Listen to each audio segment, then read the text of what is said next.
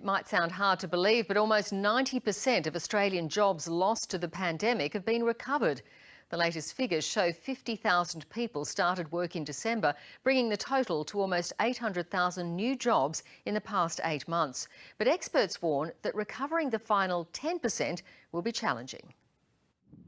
Mitch Crawford is one of the 900,000 people who lost their job in the first 3 months of the pandemic. It's pretty stressful, as you can imagine. You just assume that you'll never have a job and you're never going to get back and you end up on the streets. But the 29-year-old secured a job in Melbourne late last year and is currently being trained by his new employer. There's a lot of relief, as you can imagine, to sort of get back into it. That relief is slowly becoming more widespread. All states but South Australia saw their unemployment rates fall in December, taking the national unemployment rate to 6.6%.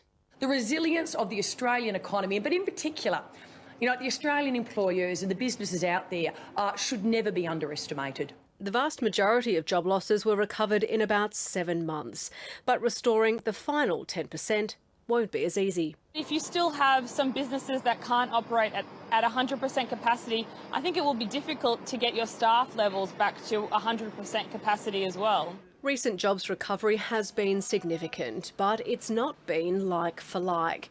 In 2020, the number of full-time jobs fell, part-time roles increased. And despite December's jobs growth, 1.5 million people, like Karen Perkins, are on unemployment benefits.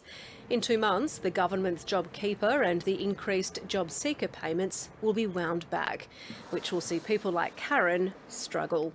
I'm going to have to go back to buying food when they have specials, when they mark them down just a day or two before they go off. The unemployment rate remains 1.5% higher than what it was this time a year ago, and economists predict it'll be years before it's back down near 5% again.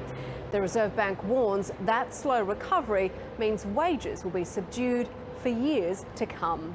Rachel Papazzoni, ABC News.